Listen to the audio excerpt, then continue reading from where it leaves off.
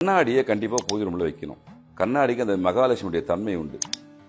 எவ்வளோ சின்ன அறையாக இருந்தாலும் சரி, பெரிய அறையாக இருந்தாலும் சரி, நடுத்தர குடும்பமாக இருந்தாலும் சரி, பெரிய குடும்பமாக இருந்தாலும் சரி, தயவு செஞ்சு உங்கள் பூஜை ரூமில் ஒரு கண்ணாடியை வையுங்க. கிழக்கு பார்த்து வையுங்க. அதுக்கு முன்னாடி சின்னதாக ஒரு சிலையை எந்த சாமி படமாக வையுங்க. அது பின்புறமாக அது தெரிகிற மாதிரி இருக்கட்டும். ஆனால் கிழக்கு பார்த்து வையுங்க. என்ன விஷயம் இதனால் ஏற்படும் அப்படின்னா, முதல் விஷயம் தெய்வத்தினுடைய பரிபூர்ண அனுகிரகம் கிடைக்கும். அதே மாதிரி இந்த அமாவாசை பௌர்ணமி நாளில் பார்த்தீங்கன்னா உங்களுடைய முன்னோர்கள், உங்களுடைய குலதெய்வம் இவங்கெல்லாம் இதை பிரதிபலிப்பாங்க. ஆட்டோமேட்டிக்காக வாசம் செஞ்சிருவாங்க. கண்ணாடிக்கு அவ்வளோ பெரிய தன்மை உண்டு. கண்ணாடி வழிபாடுறது தனியாக உண்டு. வள்ளலார் தனியாக பண்ணுவார் கண்ணாடி வழிபாடு, அது வேற விஷயம். நீங்கள் தயவு செஞ்சு பூஜை ரூமில் ஒரு கண்ணாடி வைங்க. உங்கள் வாழ்க்கையில் சின்ன சின்ன மாற்றம் ஏற்பட்டே தீரும். அந்த அனுபவத்தில் பார்க்கலாம். வச்சுட்டு எதுவும் பண்ணாதீங்க. நான் சொன்ன மாதிரி ஒரு 3 துளி அப்படியே தண்ணியை ஊற்றிட்டு இறைவா அப்படின்னு சொல்லிட்டு வணங்கிடுவாங்க. ஒரு 2 வாரத்திலே பாருங்க உங்க வீட்டில் ஒரு சின்ன சேஞ்ச் ஆகுது நிச்சயமா தெரியும். உறுதியா சொல்ல வழக்கமா வாங்குற நம்ம பூஜை பொருட்களை பூவை வாங்குங்க. வெத்தலை பாக்கு டெய்லி வைக்கிறது சிறப்பு. பொதுவாகவே 2 வாழைப்பழம் ஒரு வெத்தலை வைக்கலாம். ஆனால் நீங்கள் இதில் சிஸ்டமேட்டிக்காக நீங்கள் பூஜையை ஃபாலோ பண்ணணும். ஒன்று தொடர முடியாத ஒரு நிலை வரும்போது நீங்கள் விட்டுடலாம், தவறு கிடையாது. ஒரு வீட்டில் ஏதாவது விஷயம் நடந்துச்சு அப்படின்னா அது ஒரு 6 மாதம் 1 வருஷம் பண்ண முடியாது, அது இயற்கை. அதை தாண்டி வழக்கமாகவே பிரம்ம முகூர்த்த நேரத்தில் ஒரு சின்ன பூஜையாவது உங்களுக்கு மந்திரங்கள் தெரியுதோ இல்லையா, திரும்ப திரும்ப மந்திரத்துக்குள்ளேயே போக வரல, ஆத்மாத்தமா நின்று 2 நிமிஷம் இறைவா குலதெய்வமே அப்படின்னு சொல்லிட்டு வணங்கி வந்தாவே சுபிட்சமான விஷயங்கள் வருங்க. வேற ஒன்றும் நம்ம பெருசா சொல்லலை.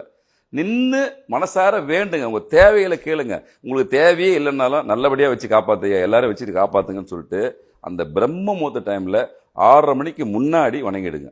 பூஜை செய்யறது எதுவாக இருந்தாலும் தயவு செஞ்சு சூரியன் உதிச்சு பின்னாடி மேக்சிமம் வீட்டில் செய்யாதீங்க. அதுக்கு முன்னாடியே விஷயத்தை முடிச்சிடுங்க. அதுதான் ஒரு சுபிட்சத்தை தரக்கூடிய நல்ல விஷயம். அதான் ஏற்கனவே சொன்ன மிருகம் சார்ந்த பொருளுக்கு வைக்கக்கூடாது. நிறைய நீண்ட நாட்கள் பயன்படுத்தின பொருள் வைக்கக்கூடாது. கோயிலுக்கு போயிட்டு நிறைய நாள் எலுமிச்சம்பழமும் மற்ற விஷயம்லாம் வச்சிருப்பாங்க. அது 2 வாரம் 3 வாரம் அப்படியே இருக்கும். இவங்க என்ன பண்ணுவாங்கன்னா, நம்ம மக்கள் அது ஏதாவது அழுகி போச்சுன்னா கெட்ட சக்தி இருக்குன்றதுனால பரிச்சயாத்த முறையில் வைக்கலான்னு பூஜை ரூமில் வச்சிருவாங்க. அது அழுகி போகிற வரைக்கும் வெயிட் பண்ணுவாங்க. அந்த மாதிரி தயவு செஞ்சு இந்த மாதிரி பொருட்களை வைக்காதீங்க. அன்றைய தேவைக்கு அன்னைக்கே பயன்படுத்தி அந்த தேவையை முடிச்சிடுங்க. நீண்ட நாட்கள் இருக்கக்கூடிய விஷயங்களை அந்த இடத்துல வைக்கக்கூடாது. உங்களுக்கு பிடிச்ச முதல் விஷயம் கணபதி படம் கண்டிப்பாக இருக்கணும். அதை தாண்டி உங்கள் குலதெய்வத்தை படத்தை தயவு செஞ்சு வைங்க. நிறைய பேர் வீட்டில் நான் பார்க்குற குலதெய்வ படமே இல்லை. நீங்கள் இஷ்ட தெய்வ படத்தை வச்சிருக்கீங்க, தவறு கிடையாது. உங்கள் குலத்தை காக்கக்கூடிய தெய்வம் அது உக்கிரமான தெய்வமாக இருந்தாலும் தயவு செஞ்சு உங்கள் குலதெய்வ படத்தை பூஜை ரூமில் வைங்க. அது சின்ன இடமா இருந்தாலும் பெரிய இடமா இருந்தாலும் வச்சிருங்க. தேவைக்கு வைங்க.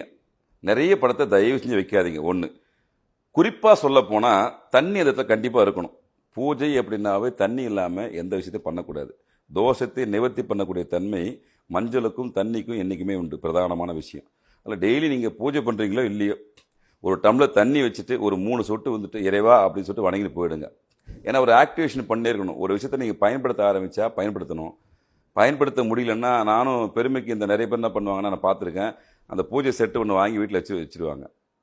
ஆனால் அதுக்கப்புறம் பயன்படுத்த மாட்டாங்க. அந்த மாதிரி தவறுகளை தயவு செஞ்சிடாதீங்க. அது ஒரு உயிர் உள்ள ஒரு விஷயம். நம்ம எப்படி பயணிக்கிறோமோ அதே மாதிரி தான் அதுவும் பயணிக்கும். அதனால் தேவையான பொருட்களை வச்சுங்க. இன்னும் குறிப்பாக சொல்ல போனால் உயிரினங்கள் சார்ந்த விஷயத்தை எந்த விஷயத்தையும் பூஜை ரூமில் வைக்காதீங்க. அது ஒரு எதிர்மறை சக்தியை உங்களுக்கு வேற மாதிரி கொண்டு வந்து எடுத்துடும்.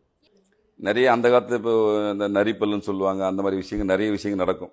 இன்றளவும் பார்த்தீங்கன்னா கிராமப்புற பகுதியில் அந்த மாதிரி பழக்கம்லாம் உண்டு. நரிப்பல் வாங்கி வச்சா நம்மளுக்கு சுபிட்சம் ஆகிடும் அப்படின்னு அந்த இடத்துல வச்சு வணங்கக்கூடிய தன்மையெல்லாம் உண்டு. எந்த உயிரினமாக இருக்கட்டும், உயிரினம் சம்பந்தப்பட்ட பொருட்கள் பூஜை ரூமில் இருக்கக்கூடாது. அது இருந்துச்சுன்னா உண்மையிலே உங்களுக்கு நல்ல சக்திகள் உள்ள வராது. இன்னும் உங்களுக்கு நல்ல சக்திகள் உள்ள வரணும், ரொம்ப ஆக்டிவேஷனாக அந்த பூஜை ரூம் இருக்கணும் அப்படின்னா நீங்கள் செய்ய வேண்டிய விஷயன்றது